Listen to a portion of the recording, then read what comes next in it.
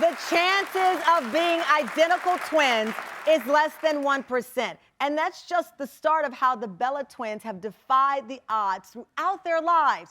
Their meteoric rise to the top of professional wrestling, with not one, but both twins becoming two of the most popular stars in the WWE, definitely defies the odds. Brie, the first twin in history to win a WWE World Championship title. And then Nikki, going on to win twice, remains the WWE's longest reigning title holder. Now that's beating the odds. Now with the reality shows, brand partnerships, the hit podcast, they are two of the most recognizable twins on the planet. And now the sisters are celebrating Nikki's wedding journey to marrying her Dancing with the Stars partner, Artem Chigvintsev, in the new series, Nikki Bella Says I Do. Take a look. How beautiful is this? Yeah, I know, right? I'm so excited. Oh, I love you. You look great, Mom. Should we go peek real quick in the ceremony room? It's perfect. Oh, the champagne tower. I'm getting chills. Anyone else getting chills? Me. Oh, just walking into the venue, this is like everything and more. Stand fan, let's give it up for my friends Brie and Nikki Bella. Gorgeous ladies. Oh my God. Oh, look at you.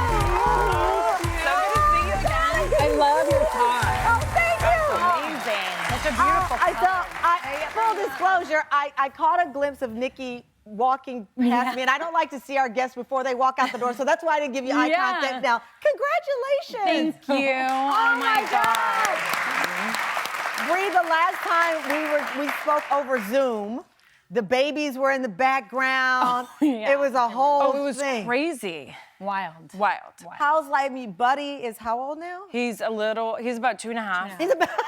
He's about, I was about to give the months, and I'm like, wait, I can't do that. How cute. Buddy is 2.5. So you've got two now. Is it surreal? It is. I mean, I know we knew each other when we weren't moms. Right? Yeah. I mean, and it's which is wild. crazy. And now that I have two, so I definitely feel a little outnumbered, but the love.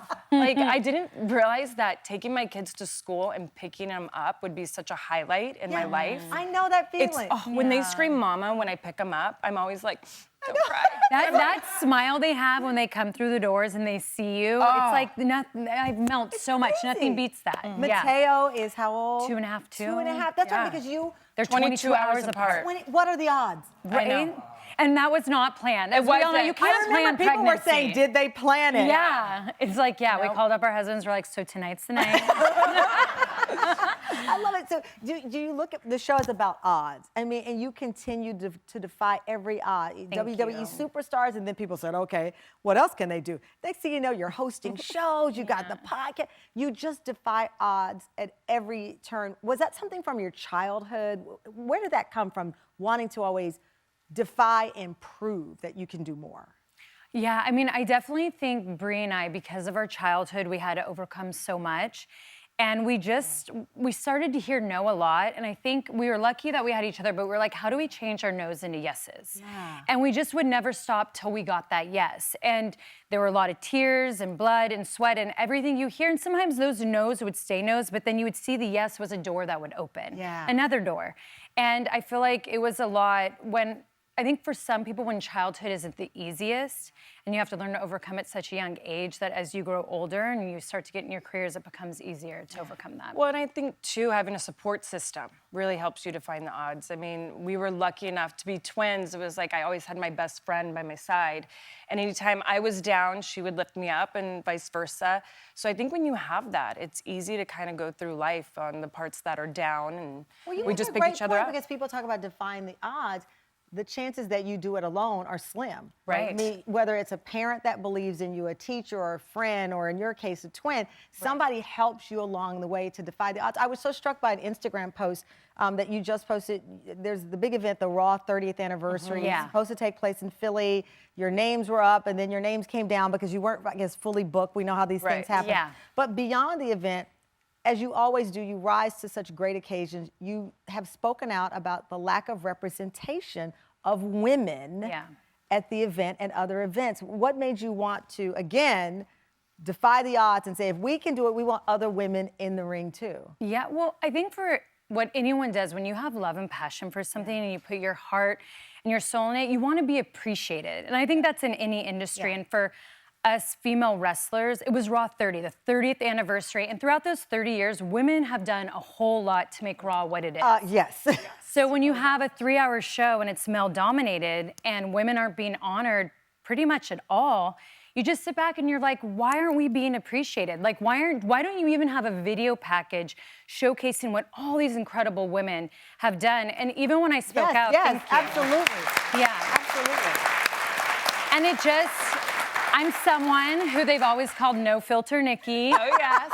And I know sometimes my team is like back there like, oh my gosh, if we could just take her phone. But I just, you know, it made me upset for all the women because I know that feeling of walking out to the ring, and it happens to some of the men, but where you walk out and you put your body on the line, you give it your all just to entertain the fans and the TV viewers, and you just come back and you want to feel appreciated for that. Some of us have had career-ending injuries, and we shouldn't go away. And even if I feel that if a wrestler even leaves a company or they're no longer there, it doesn't mean that they shouldn't be remembered. 100%. So I wished and I hoped, and maybe that will be more in the future, and we still have a way to go, but that women will finally be appreciated for what they do. Absolutely, absolutely. And I know you feel the same way. I mean, you want other women to be able to defy the odds that you were able to do in that industry. Exactly, and I think the biggest thing is that what the women are doing today at WWE is amazing. Yeah. Like the present day women wrestlers are doing incredible things, but it took so many women from the past to pave that road. And it's okay to say thank you and recognize that. And I think when Nikki and I speak, it always makes headlines. I'm always like, oh. But queen of clickbait. Yes, but the thing that we love is that we come from passion for women, not from ourselves. No. The Bella Twins don't have to be at Raw 30. It's all the other women that we can give you a whole long list that should have been there. Well, no, I knew it when I read it. You know, as I said, I've known you for a very long time, and you are the real deal. And you really stand up for other women in all industries, and that's why we love you.